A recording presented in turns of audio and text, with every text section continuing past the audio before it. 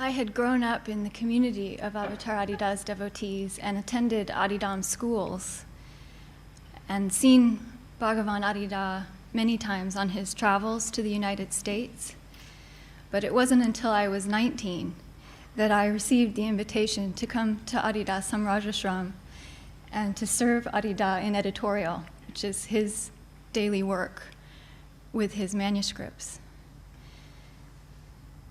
And even before I got here, beloved Bhagavan indicated his seriousness about this invitation by asking, "Is editorial Megan's life service?"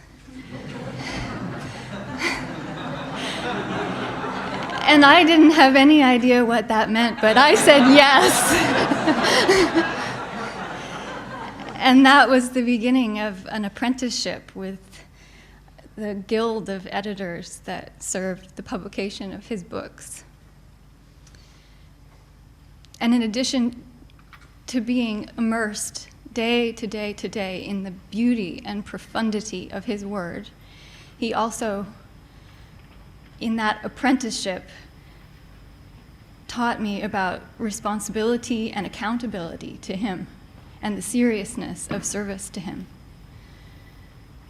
Within a couple weeks of my arrival, he promoted me to manager of the department.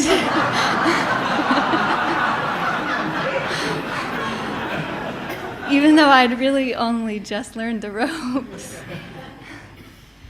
And part of that responsibility was to write to him every morning with his manuscripts, with any practical information that the editors needed to communicate to him about the texts that day. He'd once said something that was quoted to us often, especially as teenagers. The being grows through confrontation, difficulty, and demand.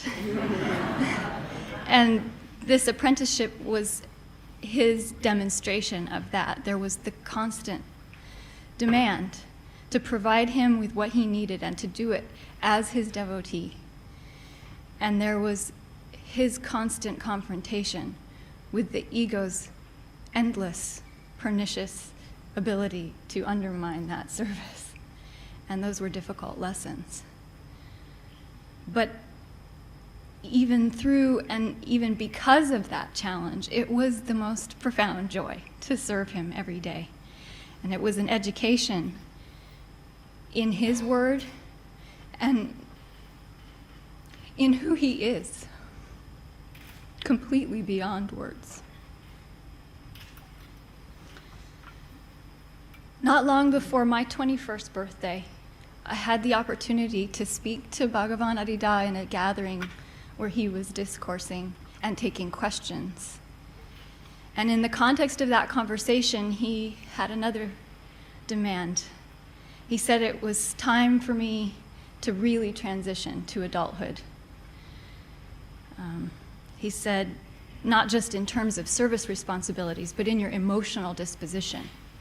He said, when you're growing up, you're on the receiving end, and everyone takes care of you, your parents, the community. But at a certain point, that is inappropriate, and you have to start giving back. He said, now you have to hold up your end of the rope. You have to get out of the nest, up into the tree, and fly. You have to become part of the process that serves everyone. Of course, he also said that was all very ordinary stuff.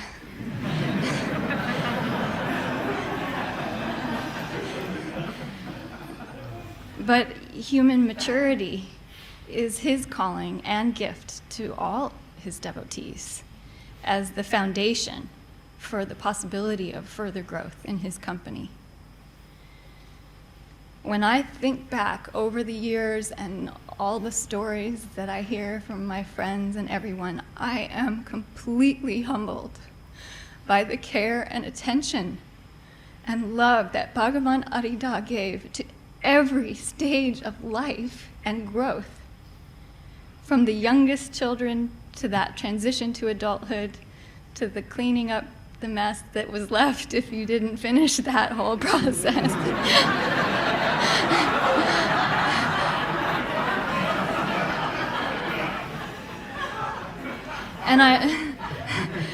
And I'm also incredibly grateful to all the devotees who took it as their heart service to Bhagavan Adida to serve us, according to his wisdom. It is the most mysterious gift to have known Bhagavan Adida from an early age. He didn't make that happen. He made it happen. And the connection to him was created before life circumstances developed, and it was always the context, as Nara and Rachel said. And in my case, that connection and embrace that he gave in that time of serving him directly made the relationship to him and service to his word the context of my adult life as it unfolds.